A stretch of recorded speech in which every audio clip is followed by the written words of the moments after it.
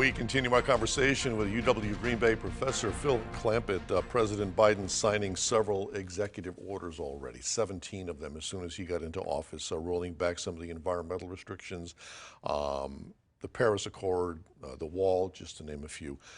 Are we going to see more of these? My suspicion is yes, I think we will.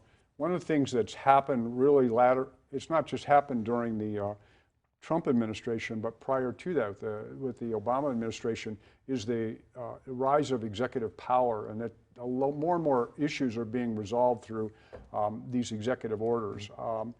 That's not the kind of collaboration of bringing together tough legislation that I talked about before, but I think we're going to see it, and Democrats are doing it, Republicans are doing it, and so we may see things going back and forth like that. I believe that this is the highest number of executive orders ever issued on the first day of any presidency in history. So this suggests that this may in fact be a pattern that we will see going forward. Do you see this administration as Obama the sequel?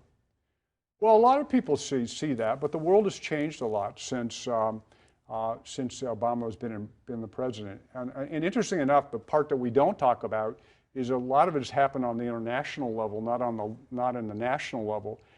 I think the relationship with China, for example, is probably the #1 international issue that's on the table.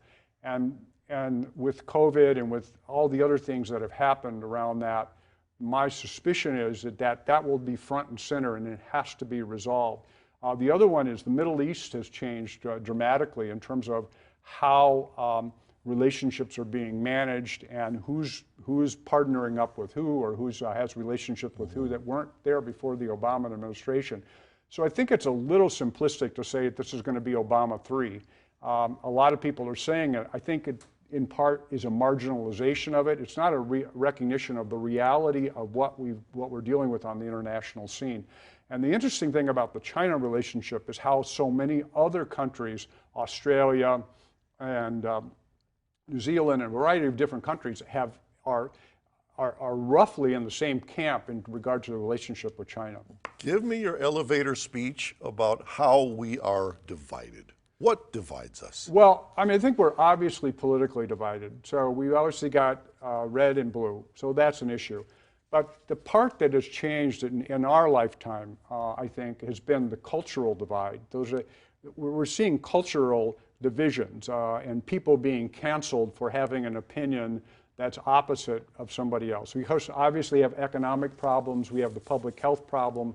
And then, to me, the greatest concern, to be blunt about it, is the platform polarization, that we see people paying attention to fundamentally different pieces of news and fundamentally different pieces of opinion that are further dividing us. And that has happened through social media, and it has happened through cable news and a variety of different formats. And the way in which we used to gather information about what's going on nationally has changed dramatically.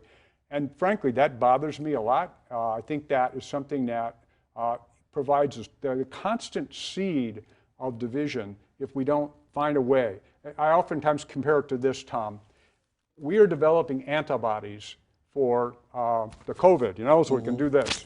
And, many people have already taken the vaccine and others. We don't yet have the antibodies for social media. We don't yet have the antibody for these widely disparaging and frankly, people that are oftentimes very polarizing on different media channels. We haven't, as a society, developed the antibodies for it. And I always thought the university was a great place to develop those antibodies, to be blunt. All right. We are back with Phil Clampett after this, so please stay with us.